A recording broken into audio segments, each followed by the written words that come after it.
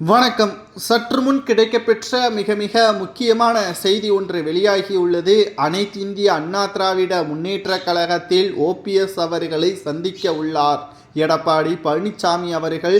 வருகின்ற 16ஆம் தேதி மிக முக்கியமாக நாம் பார்க்க வேண்டியது, தேர்தல் ஆணையத்திற்கு செல்ல வேண்டும். 19ஆம் தேதி அன்று இருவரும் இணைந்து ஆதாரத்துடன் அதிமுகவின் இரட்டை இலை சின்னத்தை முடக்க வேண்டாம் என்று இருவரும் ஒற்றுமையாக கூறுவதற்கு முன்பாக 16ஆம் தேதி அதிமுகவில் இணைவதை பற்றியும் ஓபிஎஸ் அவர்கள் சொல்வதை கேட்பதை பற்றியும் முடிவுகள் எடுப்பதற்காக முன்னாள் அமைச்சர்களும் மூத்த நிர்வாகிகளும் கூண்டோடு ஆதரவுகள் ஓபிஎஸ்ஸிற்கு கொடுப்பார்களா, அல்லது இரட்டை இலை சின்னம் எப்படி வேண்டுமானாலும் போகட்டும், அதிமுகவில் ஓபிஎஸ் இணையவே கூடாது என்று ஓபிஎஸ் அவர்களுக்கு எதிராக எடப்பாடி தெரிவிப்பாரா என்பதை பொறுத்திருந்துதான் பார்க்கலாம்.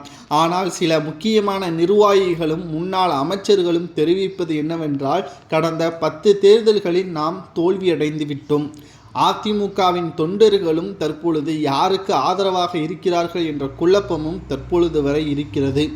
மிக முக்கியமாக நாம் பார்க்க வேண்டியது, வேட்பாளர்களை ஆதரித்து தொண்டர்கள் தான் களத்தில் இறங்க வேண்டும். ஆனால் தொண்டர்கள் தற்பொழுது நம்பிக்கை இல்லாமல் இருப்பதால் ஓபிஎஸ் அவர்களை இணைத்தால்தான் அனைவரது மனக்கசப்பும் இந்த இணைப்பதோடு முறிவடைந்துவிடும். இதனால் அதிமுக புத்துணர்ச்சி பெற்று 2026 சட்டமன்ற தேர்தலில் மிகப்பெரிய ஒரு வெற்றியை நம்மால் ஏற்படுத்த முடியும் என்பதையும் தெள்ளத் தெளிவாக முன்னாள் அமைச்சர்கள் தெரிவித்திருக்கிறார்கள்.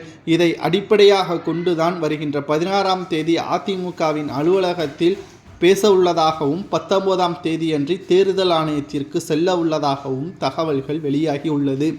முதல் முறையாக ஓபிஎஸ் எடப்பாடி இவர்கள் இருவரும் நேருக்கு நேர் சென்று தங்களுடைய வாதங்களை முன்வைக்கப் போகிறார்கள். எந்த பிரச்சனையாக இருந்தாலும் இருவரும் நேருக்கு நேர் சென்று பேச்சுவார்த்தையில் ஈடுபட்டால் நிச்சயமாக அந்த பிரச்சனை முடியும் என்பது நமது அனைவருக்கும் நன்றாக தெரியும். அந்த கருத்தை முன்கூட்டியே ஓபிஎஸ் அவர்களும் எடப்பாடி அவர்களும் 16ஆம் தேதி பேசிவிட்டு 19ஆம் தேதி தேர்தல் ஆணையத்திற்கு செல்ல உள்ளார்கள். பொறுத்திருந்து பார்க்கலாம். இரட்டை இலை சின்னத்தை மீட்டெடுத்து வருகிறார்களா, அல்லது இருவருக்கிடையே உள்ள ஈகோவால் அதிமுகவின் இரட்டை இலை சின்னம் முடக்கப்படுகிறதா என்பதை பொறுத்திருந்து பார்க்கலாம்.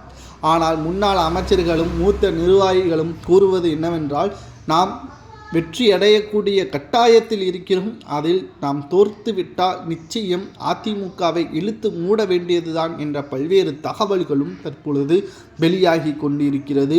இதை பற்றி உங்களது கருத்துக்களை கமெண்ட் வாயிலாக கூறுங்கள்.